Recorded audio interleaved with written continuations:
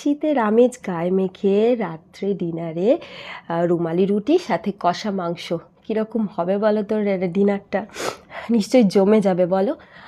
আজকে শেয়ার করব চিকেন কষা। যদিও খুব অল্প মশলায় এই রান্নাটা হয়, কিন্তু কিছু টিপস আছে যেটা তোমরাও যদি ফলো করো দেখবে তোমাদেরও চিকেন কষা এইরকম একটুখানি ডিপ রং, একটু ঘন রঙের হবে, তার সাথে স্বাদও অপূর্ব হবে। প্রথমেই চিকেনটাকে ম্যারিনেট করে নিচ্ছি। ম্যারিনেশানে দই দিয়েছি, সর্ষের তেল দিয়েছি, অল্প একটু জিরে গুঁড়ো, অল্প একটু ধনে গুঁড়ো, কাশ্মীরি লঙ্কা গুঁড়ো আর ঝাল লঙ্কা গুঁড়ো, এগুলো দিয়ে ভালো করে ম্যারিনেট করেছি, আর হলুদ গুঁড়ো দিয়েছি সাথে।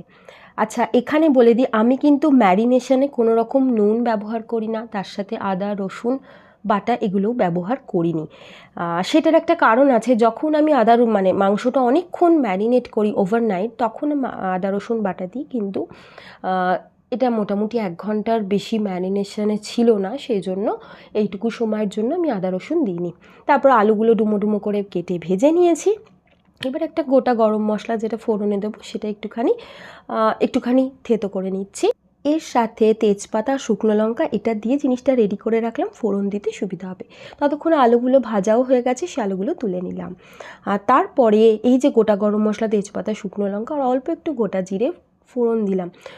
ফোড়ন থেকে সুন্দর গন্ধ বার হলে কুচো করে রাখা পেঁয়াজ দিয়েছি এবং পেঁয়াজগুলোকে ভেজে নিতে হবে। পেঁয়াজগুলো কিন্তু ধৈর্য ধরে ভাজতে হবে, মিডিয়াম ফ্লেমে ব্রাউন হওয়া অবধি, মোটামুটি ব্রাউন রং আসতে শুরু করছে সেই অবধি। পেঁয়াজগুলো যাতে বেশি কালো না হয়ে যায় সেই জন্য একটু সাইডে করে মাঝখানে আদা এবং রসুন গ্রেট করা, তার সাথে 4খানা কাঁচা লঙ্কা চেরা, সেটা দিয়ে ভালো করে নেড়ে নিচ্ছি। এটা মোটামুটি 1 মিনিট মতো রান্না করে নিচ্ছি। তারপরে কি করব, যখন এই আদা রসুনের কাঁচা গন্ধটা একটু নষ্ট হয়ে যাবে, তারপরে আমরা ফ্লেমটা বাড়িয়ে দিয়ে চিকেনের পিসগুলোকে দিয়ে দেবো একটা একটা করে। এই জায়গায় কিন্তু আমি কোনো রকম গ্রেভিটা দিইনি, ম্যারিনেশনের গ্রেভিটা দিইনি, শুধুমাত্র চিকেনগুলো দিয়েছি এবং হাই ফ্লেমে একটুখানি ভাজা ভাজা করে নিয়েছি, যাতে চিকেনের গায়ে মার্ক আসে এবং চিকেনগুলোর থেকে ভেতরে জল না বেরিয়ে আসে। প্রথমে যদি লো ফ্লেমে করা হয় একটু অনেক সময় সমস্যা হতে পারে, চিকেন জল ছাড়তে শুরু করে, সেক্ষেত্রে চিকেনটা একটু ড্রাই হয়ে যায়। সেই জন্য প্রথমে একটুখানি ফ্লেম হাই করে চিকেনটা একটু ভেজে নিয়েছি। মোটামুটি চিকেনটা যেই ভাজা হয়ে যাচ্ছে বলে মনে হলো, তারপরে আমি গ্রেভিটা ঢেলে দিয়েছি। এই গ্রেভিটা যখন ঢেলে দেবো তখন কিন্তু ফ্লেমটা একটুখানি কমিয়ে নিতে হবে, কারণ দই আছে।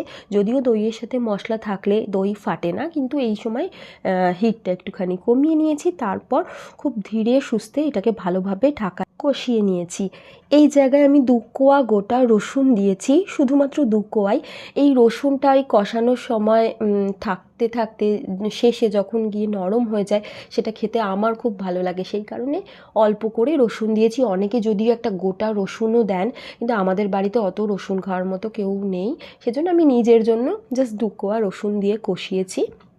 তারপর টমেটো দিয়ে দিয়েছি এবং টমেটোর ওপর নুন দিয়েছি, নিয়ে আবার আমি ঢাকা দিয়ে এটা কষাচ্ছি। টমেটোর সাথে সাথেই নুন দিলে অনেক তাড়াতাড়ি টমেটোটাও গলে যায় এবং মাংসের ভিতরেও নুনটা ঢুকে যায়। কিন্তু প্রথমে একদম অনেকে ম্যারিনেশনে নুন দিয়ে দেয়, সেক্ষেত্রে কি হয়, ম্যারিনেশনে নুন দিলে আমার মনে হয় মাংস থেকে জল ছাড়তে শুরু করে, তার ফলে মাংসটা কিন্তু শেষে গিয়ে জুসি থাকে না। তারপর এখানে আবার কষাতে কষাতে মাঝখানে আলু দিয়েছি, ভাজা আলুগুলো দিয়ে আবার ঢাকা দিয়ে কষিয়েছি।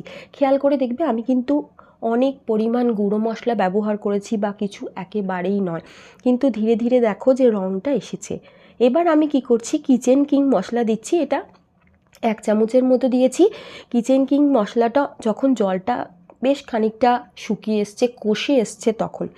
আচ্ছা, কিচেন কিং মশলাটা দেওয়ার পরে আবার একটুখানি ঢাকা দিয়ে খানিকক্ষণ কষিয়ে নিয়ে এই জায়গায় যে পাত্রে ম্যারিনেশন করেছিলাম সেই পাত্রটা ধুয়ে অল্প একটু গরম জলও দিয়েছিলাম, খুবই অল্প কিন্তু দিয়েছিলাম, এবং তারপরও আরও 5 মিনিট কষিয়েছি। এবার কি করছি দেখো, ধনেপাতা কুচিয়ে দিচ্ছি, তার সাথে বাড়িতে তৈরি শাহি গরম মশলা গুঁড়ো দিয়েছি 1 চামচ। চামচটার সাইজও দেখতে পারো যথেষ্ট ছোট, আমি খুব বেশি রান্নায় মশলা ব্যবহার করি না। আর অল্প করে শেষে একটু বাটার দিয়েছি। এরপর আবার ঢাকা দিয়ে স্ট্যান্ডিং টাইমে রেখে দিয়েছি। দেখো এইভাবে গ্যাসের ওপরে যখন খানিকক্ষণ ছেড়ে দিয়েছি, তারপর দেখতে পাবে যে রঙটা অনেকটা গাঢ় এসেছে এবং স্বাদে অপূর্ব হয়েছে এবং মাংস যথেষ্ট জুসি এবং সিদ্ধও হয়েছে খুব ভালোভাবে। দেখলে তোমরা বুঝতে পারবে। এইটা দিয়ে আমি খেয়েছি রুমালি রুটি, যদিও রুমালি রুটিগুলো ফ্রোজেন ছিল, সেদিন বাড়িতে বানাবার অতটা টাইম ছিল না, সেই কারণে তোমরা এটা গরম গরম লুচির সাথে সার্ভ করতে পারো, বা আটা রুটির সাথে, বা পোলাও, জিরা রাইসের সাথেও ট্রাই করতে পারো। আর ট্রাই করে অবশ্যই জানিও কেমন লাগলো। টাটা।